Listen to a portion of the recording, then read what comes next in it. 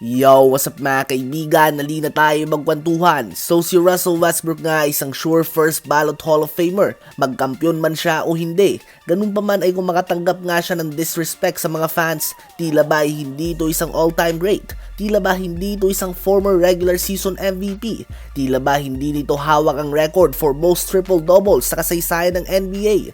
Tila ba hindi siyang isa sa mga pinakamagaling na point guard sa kasaysayan ng NBA? At oo, non-debatable nga kapag sinabi na siya ay isa sa mga pinakamagaling na point guard sa history na ito ng NBA. Hindi dahil hindi lang siya nagkampiyon o hindi pa nakakapagkampiyon ay kakalimutan na natin ang kanyang mga nagawa.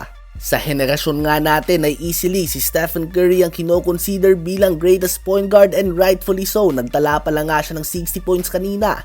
Ngunit hindi naman sa pag-down kay Curry bagkus upang ma-appreciate lang ng iba ang nagawa ni Westbrook. Si Curry ay may career total at 22,921 points, 4,337 rebounds, and 5,955 assists. Habang si Russell Westbrook naman ay may 25,000 points, 8,230 rebounds, and 9,387 assists. Ganyan nga kalaki ang agwat ni Westbrook sa sinasabi ng madami bilang greatest point guard of this generation.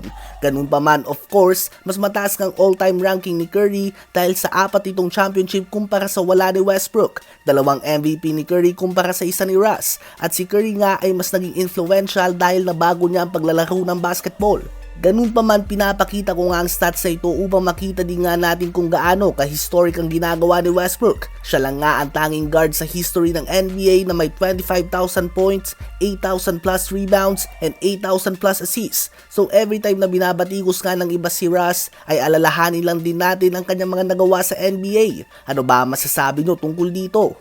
Habang ang bata na ito na noon ay humingi lamang ng picture kay LeBron James sa 2006 NBA All-Star Weekend ay si Jalen Brunson na isa na ding All-Star ngayon sa NBA at problema na nga para sa madaming teams. Kanina nga kahit natalo sila at naputol ng Lakers ang kanilang siyam na magkakasunod na panalo, si Brunson nga ay nagtala pa din ng 36 points, 6 rebounds and 10 assists. Ginawa niya din ito sa napakahigpit na depensa ng Lakers kung saan automatic na dumadating ang double team sa kanya noong 4th quarter.